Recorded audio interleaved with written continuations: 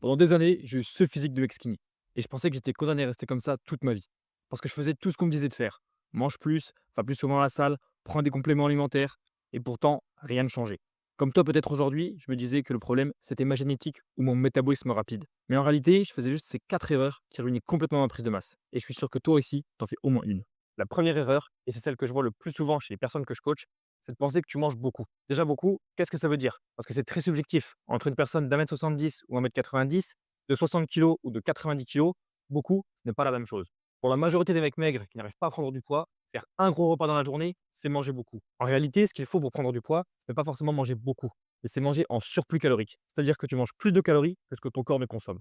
Et évidemment, ce surplus calorique, tu dois le tenir tous les jours et toutes les semaines. Si c'est pour être 4 jours en surplus calorique et 4 jours à ne rien manger, ça ne fonctionnera pas. Ta moyenne hebdomadaire sera trop basse et tu ne prendras pas de poids. Donc plutôt que d'essayer de manger beaucoup et de te forcer à finir tes assiettes, d'avoir mal au ventre et envie de vomir à la fin de tes repas, ajoute plutôt des collations et des shakers, par exemple à 10 h et à 16 h. C'est ce qu'on appelle fractionner ce repas. Tu vas manger moins en une seule fois, mais tu vas manger plus souvent. En général, c'est ce qui te permet de tenir sur le long terme. Et pour ce qui est des collations, tu n'as pas besoin de chercher compliqué. Tu peux simplement faire un shaker avec flocons d'avoine, bananes, lait, beurre de cacahuète ou des collations solides comme des sandwichs de beurre de cacahuète avec du pain complet. Tu peux manger ça très facilement, même au travail, pendant une pause de 2 minutes.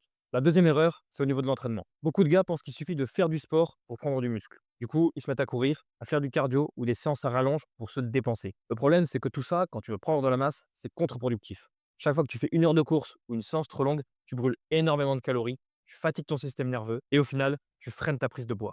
Et même si tu vas souvent à la salle, 5 ou 6 fois par semaine, si tes séances sont chaotiques, sans vraie structure et programme précis, tu t'épuises juste pour rien. Trop de volume, pas assez d'intensité, c'est exactement ce qui bloque ta progression. Ce qu'il faut faire à la place, c'est réduire et mieux structurer. 3 ou 4 séances par semaine, bien cadrées, c'est largement suffisant. Et l'objectif, c'est de prioriser l'intensité.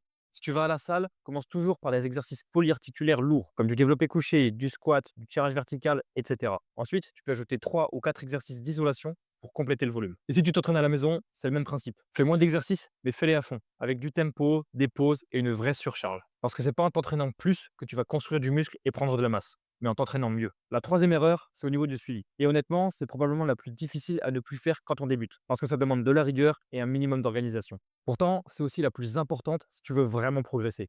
Tu peux avoir le meilleur programme d'entraînement du monde, la meilleure structure alimentaire possible. Si tu ne suis rien, tu restes dans le hasard total. Et sans feedback, tu ne peux rien ajuster. Et c'est exactement pour ça que le rôle d'un coach est si important. Un bon coach, ce n'est pas juste te donner un programme d'entraînement et un plan alimentaire. C'est quelqu'un qui sait quoi suivre, quoi changer et au bon moment, pour faire en sorte que tu avances toujours dans la bonne direction et à la bonne vitesse. Parce que même avec la meilleure méthode, tu vas avoir des résultats, mais à un moment, ton corps va évoluer. Et si tu n'ajustes rien, tu finiras forcément par stagner. Concrètement, il y a 4 marqueurs que tu dois absolument suivre. D'abord, télécharger tes séries à l'entraînement pour t'assurer de bien appliquer la surcharge progressive, c'est-à-dire augmenter petit à petit le nombre de répétitions, les poids ou les tempos. Parce que sans cette surcharge progressive, ton corps n'a aucune raison de s'adapter et donc de construire du muscle. Ton poids hebdomadaire.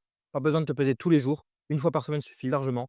Ça te permet surtout d'avoir une tendance et de savoir si tu avances concrètement vers tes objectifs. Tes apports caloriques, même de manière approximative, pour savoir justement si tu manges assez ou non. Et enfin, des photos mensuelles pour vraiment constater ton évolution au fil des mois. Ces 4 marqueurs, c'est ta boussole. Grâce à eux, tu sais où tu en es, ce qui fonctionne, et surtout, tu sais quoi ajuster pour continuer à progresser. Sans ça, tu avances dans le flou, et dans le flou, forcément, tu te démotives et tu abandonnes. La quatrième erreur, c'est de croire que les compléments alimentaires vont te sauver. Je le vois tout le temps, des gars qui n'ont aucune structure alimentaire, qui mangent au hasard, mais qui me demandent: est-ce que je dois prendre de la whey ou est-ce que je devrais acheter du gainer? Et sur le fond, je comprends, parce qu'on te vend ça comme des produits miracles. Mais la réalité, c'est que c'est pas la whey qui va te rendre plus massif. La whey, c'est juste de la protéine en poudre. Elle va pas créer du muscle par magie. Et surtout, ça remplace pas une assiette complète. Ce dont tu as besoin pour prendre du poids, c'est pas des protéines supplémentaires, mais des calories en plus. Des repas complets, denses en calories et que tu peux tenir sur le long terme. Et le gainer, c'est encore pire.